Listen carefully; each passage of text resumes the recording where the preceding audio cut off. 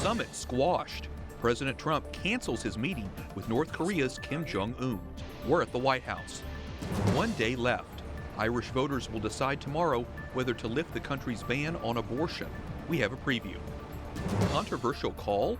A Jewish group is questioning the Vatican's decision to advance a Polish cardinal along the path to possible sainthood. And praying together. Let us now place ourselves in the presence of God. Catholic lawmakers and leaders gather for the National Catholic Prayer Breakfast in Washington. We take you there on EWTN News Nightly for Thursday, May 24th, 2018.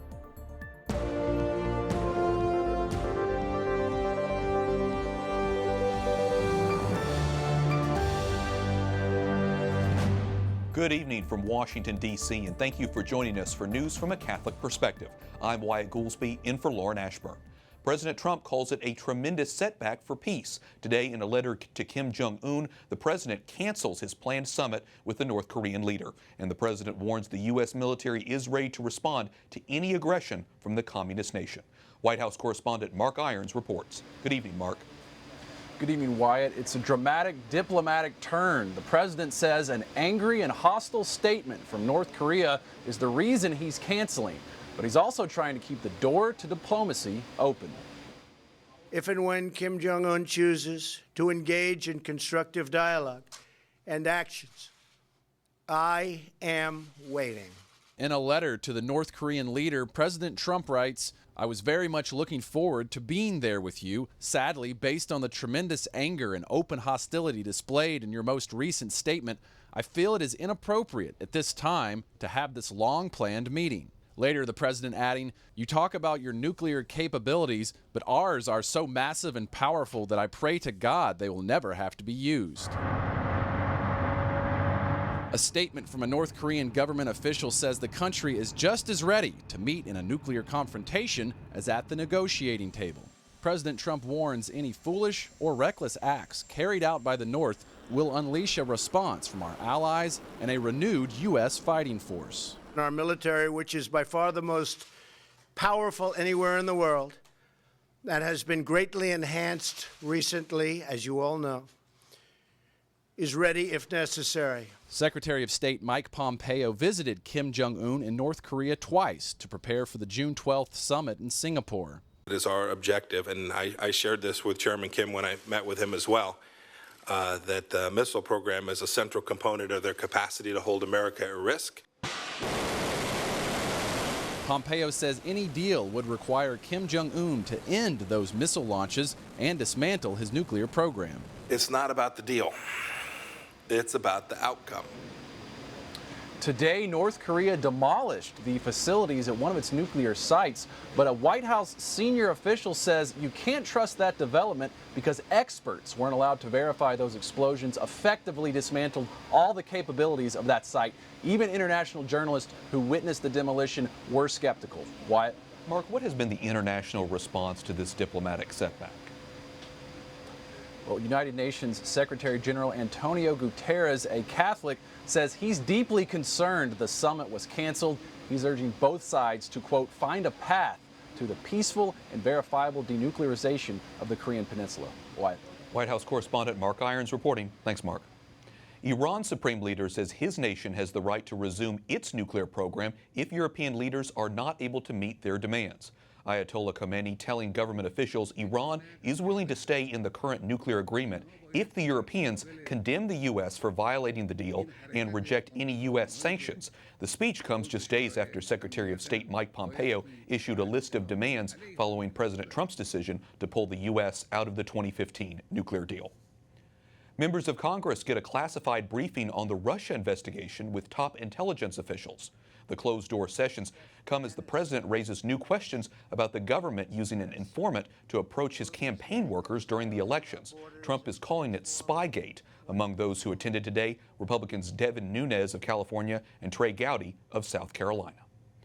The House passes a prison reform bill that would integrate faith-based programs into federal prisons. The First Step Act is aimed at helping prisoners successfully re-enter society. The measure will likely face opposition in the Senate, but it has President Trump's support.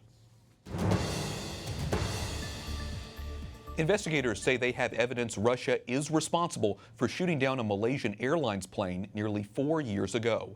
All 296 people on board flight MH17 died when it was blown out of the sky over Ukraine. The passenger jet was headed from Amsterdam to Malaysia. Russia denies involvement, but investigators say video and photo analysis prove the missile was launched by a Russian-based military unit. Catholics in Peru are raising money for refugees from Venezuela. Collections will take place at Mass next month. They will provide the displaced with basic needs. According to a church aid group, 4 million people have left Venezuela due to the economic crisis. And talks have come to a halt in Nicaragua between President Daniel Ortega and anti-government protesters there. The Catholic Church has been mediating the negotiations. The process was suspended indefinitely, however, because the two sides could not make any progress. Deadly unrest broke out after President Ortega tried to raise taxes and slash Social Security benefits. A human rights group says 76 people have been killed and 900 injured. A heated debate on abortion in Ireland that has lasted for months will come down to a single question tomorrow: yes or no. Irish voters will decide whether or not to repeal the country's 8th Amendment, which protects the right to life. If the yes side wins and the constitutional ban on abortion is repealed, the government plans to introduce legislation that would allow abortion within the first 12 weeks of pregnancy. Pro-lifers are urging Irish citizens to vote no. I think life starts at conception, and to just discard human life really bothers me, and the whole idea of saying it's one person's body, it's actually two bodies. And I just feel God gives life, and I'm a Christian, and I value and cherish God-given life. Activists from both sides have put up thousands of emotional signs pleading their case, and there have been small demonstrations in Dublin this week. Abortion is legal in Ireland only in rare cases. Joining us now for more on the referendum is Tracy Harkin with EWTN Ireland. Tracy, what last-minute efforts are we seeing by pro-life groups? Well, Wyatt, the pro-life groups have been incredibly active over recent months and weeks, and indeed days leading up to this referendum vote tomorrow. Young people, older people, children have been out in force in their thousands, canvassing in streets, in towns and cities right across the country, knocking on doors, giving out information leaflets, and really spreading the pro-life message and encouraging people to make sure that our constitutional law is not changed and that the unborn are still protected in law in this country. There are so many active pro-lifers in Ireland. What role has the Catholic Church played in this debate? What difference has their voice made? Well, the leaders of the Catholic Church, the All-Ireland Primate, Archbishop Eamon Martin, and bishops throughout the country have been very clear. They've been they have really been very consistent in delivering statements read out at parishes right across the country, Wyatt. But one thing with that they have been saying is that this is not essentially a religious issue. It is one of human rights. It's an issue of equality. And they are very much encouraging people to reflect very carefully on what it means to keep the unborn life protected in the Constitution. And they're saying this is a compassionate and a progressive path that Ireland should continue down. Okay, so if the 8th Amendment is repealed, it would not be the first time Ireland's constitution has been changed. The last time was 2015 with the legalization of same-sex marriage. So how has the abortion debate been different than the marriage debate? Well, the abortion debate, it's a very different type of debate than the marriage debate in 2015, Wyatt. There are a good number of people that have very publicly stated that they did vote for same-sex marriage to be legalized, but they will indeed be voting no in this referendum. So the one clear thing is that people are very much more tuned in to the pro-life issue than they were to the marriage issue. Many people assumed it was a simple matter of equality back in 2015.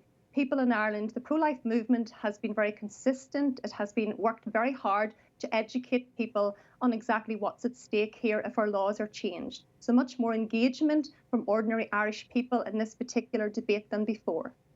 Okay, so then looking forward now, when can we expect to know the results of the vote? Well, the polls open up tomorrow morning at 7 a.m. and they close at 10 p.m. And then that laborious task of counting will begin. And we're told from official referendum sources that the results should start to filter out in some capacity in the early hours of Saturday morning, but really the final official result will not be made known until later Saturday morning. That's what we expect at the moment, Wyatt. Okay, and we'll continue to follow that as it's looking like this vote is going to be pretty close. Tracy Harkin with EWTN Ireland, thanks so much for keeping us up to speed this week. Thank you, Wyatt. A leading Jewish organization is criticizing the Vatican's decision to move a World War II-era Polish cardinal along the path to possible sainthood. The American Jewish Committee says August Holland was extremely hostile to Jews. The group is profoundly concerned that Pope Francis approved a decree recognizing the Pole's heroic virtues, the first main step in the sainthood process. He was the highest-ranking Catholic official in Poland between 1926 and 1948. Vatican correspondent Juliet Lindley joins us from Rome with more on this. Juliet, what is the main accusation against the late cardinal, and is there any evidence? Wyatt, Rabbi David Rosen with the American Jewish Committee, who's been a great friend to the Vatican, cites a 1936 pastoral letter written by the cardinal. And in that letter, he urged Poles to stay away from what he called the harmful moral influence of Jews and to boycott the Jewish press. The group also says the cardinal failed to take any action to protect the Jewish community from the Nazis. It's pretty strong accusations. How is the Vatican responding? Wyatt, there's been no official response from the Vatican, but I talked to the postulator of the Cardinal's cause for sainthood, and now that's the person who gathers all the information about the potential saint and presents the case to the Vatican. Now, he and his team both flatly deny the accusations, saying that the Cardinal's words in his 1936 letter have been misinterpreted. They say that when Holland was in exile in France between 1940 and 44, he saved numerous Polish, French, and German Jews. And the postulator and his team also say that in the letter the AJC quotes, Holland stated that anti-Semitism was a sin, that the first divine law is to love our neighbor, and that Nazism was absolutely irreconcilable with Catholicism. Well, Juliet, in general, as you know, the Catholic Church has had a rocky relationship with the Jewish community in the last century. It's been up and down, but relations have improved dramatically in recent years. Tell us about that. That's right, Wyatt. You know, Catholic-Jewish relations was always a major topic during Second Vatican Council. And at the end of the council, the Church officially denounced anti-Semitism and encouraged dialogue with the Jewish people. Now, John Paul II, as you recall, had a close relationship with many Jewish friends during his childhood in Poland, and he forged strong Catholic-Jewish relations throughout his pontificate. He was, remember, the first pope to visit a synagogue in 1986, and Pope Francis also has a close relationship with the community. And Francis even wrote a book with a rabbi from his native Argentina, Wyatt. Yes, and obviously the influence of John Paul II continues to influence interfaith groups today. Juliet Lindley, EWTN News Nightly Vatican correspondent, thanks so much. Thank you, Wyatt. Coming up, we look back at the National Catholic Prayer Breakfast, where politicians and church leaders gathered. That stillness of reflection, of prayer, that's where we reconnect with our faith.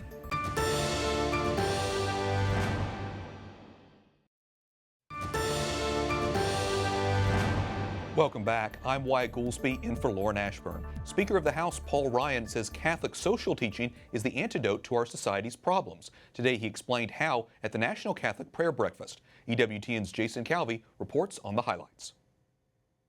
As lay Catholics, there is nothing more fulfilling than living out our faith with joy, with passion, with purpose. Speaker of the House Paul Ryan is asking fellow Catholics to step up. If there was ever a time, if there was ever a place where Catholics, from the clergy to the laity, are needed, it is here and it is now. Ryan was honored at this year's annual National Catholic Prayer Breakfast. He says Catholic social teaching is the key to fixing our society's problems. It calls us to serve the common good, respect the dignity of all, and allow the Church to serve. We should all insist that public policy at every level permits Catholic institutions the maximum freedom to serve the poor, to serve the elderly, to serve children yearning for foster families, women in crisis pregnancies, families torn apart by the opioid epidemic, all those who look to the Church for the help that they need to live their lives of purpose. Echoing that call for cultural renewal, Kansas City Archbishop Joseph Naumann says America needs another great awakening. We are called to renew our nation, not primarily by enacting laws, but by announcing the joy and the hope of the gospel of Jesus to individuals in desperate need of this good news. It is our task, dear friends, to reclaim our culture, one mind, one heart, and one soul at a time. Ambassador Sam Brownback, a convert, says meeting Mother Teresa in 1997 inspired him to focus on his faith. She just looks me in the eye, grabbing my hand, all for Jesus, all for Jesus, all for Jesus, all for Jesus. Door shut, car went away, and she had given me the wisdom of the universe, which I share with you. God bless you all. Mother Teresa came here to Capitol Hill to receive the Congressional Gold Medal just months before her death. All three of today's speakers mentioned the saint. You can watch all the highlights from today's event, including the speeches and our exclusive interviews, on News Nightly's Facebook page. Wyatt? Thanks, Jason. President Trump awards the Medal of Honor to a Navy SEAL who led a daring rescue mission in 2002 in Afghanistan.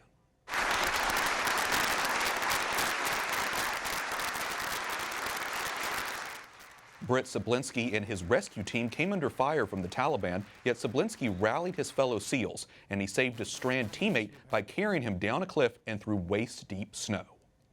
Active and retired members of the U.S. military say they're deeply moved after a week-long pilgrimage to Lourdes, France. Pilgrims who took part in the Warriors to Lourdes trip say they received courage and strength. The group's leader says after fighting in combat, there is a need for peace and reconciliation. The pilgrimage is in its 5th year and is sponsored by the Knights of Columbus, which also sponsors this program. Tonight on EWTN Pro-Life Weekly, the first black Republican woman elected to Congress says she's passionately pro-life. In this country, we tend to treat our young women like liabilities that need to be managed instead of assets that can be developed. You can watch all of Catherine Hadrow's interview with Representative Mia Love of Utah tonight at 10 p.m. Eastern on EWTN, and check out EWTN.com for more times. Up next, the consequences of forcing faith-based organizations out of foster care and adoption. Plus, a behind-the-scenes look at one of the most stunning parts of the National Shrine of the Immaculate Conception in Washington.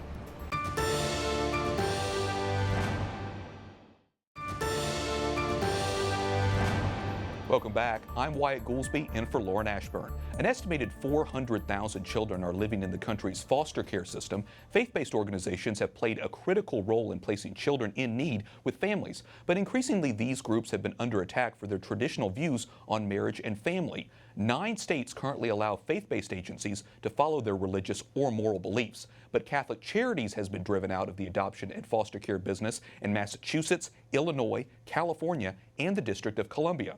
And liberal groups are suing the state of Michigan and the U.S. Conference of Bishops over the issue. Our next guest says forcing these organizations out of the business hurts children. Elizabeth Kirk is a lawyer and consultant who follows adoption law and policy. Elizabeth joined Archbishop Joseph Naumann as keynote speakers on a panel exploring faith-based solutions to foster care needs today in Washington. Elizabeth, welcome to the program. Thanks for having me. What solutions do faith-based organizations offer in this sphere, and why is it so important that they fight to stay in business? Sure. I think it's important to know that faith-based agencies have been contributing to child welfare since the time of our founding. So they're not new, to serving in this way. So I think some of the ways in which they play an exceptional role are that faith-based organizations excel in finding foster parents and adoptive parents. Mm-hmm.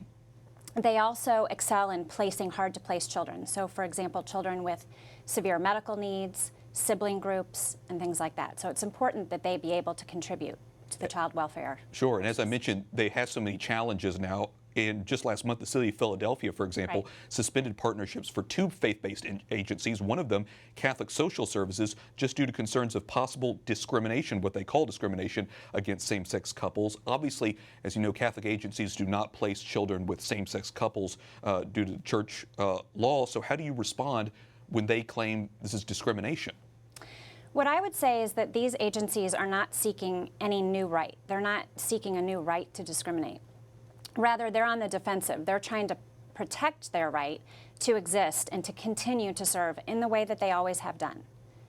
And so, obviously, that's not always easy, especially when you get people who feel like they're discriminated against, they challenge and they sue. What do you think is the appropriate response with so many challenges like Sure. this? Well, I mean, I think one thing I would remind them is that in every state, as long as you meet the licensure requirements to be a foster care parent or an adoptive parent, you can adopt. So whether you're single, married, gay, or straight, you know, the state serves everybody. And there are many agencies to serve folks of all, of all populations. And what protecting faith-based organizations does is protect that diversity of organizations that are available to serve people of all kinds. And diversity seems key here. Yeah. You know, one other problem when it comes to families in this country is the opioid crisis. That's affecting so many people. How do you think that's affected, the opioid epidemic has affected the foster care system and the whole business with that? Sure. Well, at today's forum, we were really blessed to have Charmaine Yost, who's with the White House Office of Drug Policy. And she was there to explain to us the dramatic impact that the opioid crisis has had on the foster care system. In some states, for example, in recent years, the number of children coming into foster care has as much as tripled due to substance abuse problems by parents. So there's an incredible impact and relationship between opioid crisis and the foster care crisis. It's incredible to think how many people it's impacted, how many children, parents, and things like that. You and your husband have adopted 4 children, I should say. Tell me about your family's experience, and how does your faith, your own personal faith, sort of shape your views about adopting children? Sure. Well, we've adopted 4 children, 3 through private adoption, and the last little guy through foster care. We feel incredibly blessed to be together as a family. I think in terms of my faith, a couple things I would say. One is that we discovered our vocation to adoption and foster care through infertility. And what I think this has helped me to learn is that all marriages are called to be fruitful. So whether or not you struggle with infertility, adoption and foster care is one way to express marital fruitfulness. Another idea is just, we know from the Bible that we are all called to welcome the stranger, to be hospitable. And foster care in particular is a kind of radical way of practicing that kind of biblical hospitality by welcoming a child into your home. And providing comfort and care for them. Such an important message, and one that you're passing on to the next generation. Elizabeth Kirk, expert in adoption law and policy, thanks so much for joining us. Thanks for having me. Pope Francis tells the faithful to keep their hearts far from money, but close to Jesus. Why a voi, dice Gesù, non io, Gesù. At his daily Mass in the Vatican, the Holy Father says a life of poverty is at the heart of the gospel. Francis offered today's liturgy for the Chinese people on the Feast of Our Lady of Shishong. The Diocese of Providence says no men have applied for its seminary program in the fall. Between 2 and 6 men have entered the seminary each fall over the past 5 years. A priest from the diocese says the church is not in crisis mode. He says they are looking for new ways to reach men who may be thinking about the priesthood.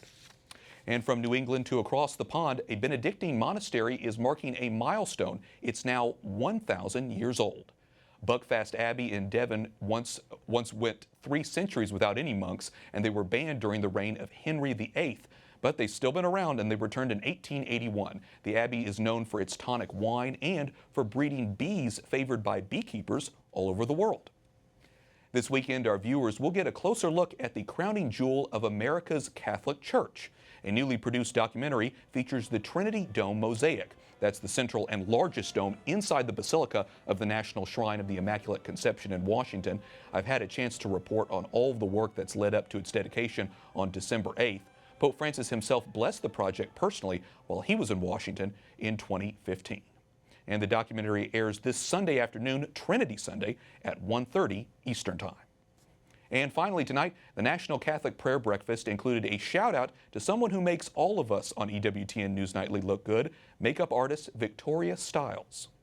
You can thank the makeup artist from EWTN. I was doing an interview before, and thanks to her, you won't be getting glare off of my head. Archbishop Joseph Naumann of Kansas City, Kansas, also joked about the music playing as he came out on stage. He followed former Kansas Governor Sam Brownback. Naumann says he's grateful they didn't play Home on the Range. And good job to Victoria and for our whole team who was up early this morning on the air at 7 a.m. for the National Catholic Prayer Breakfast.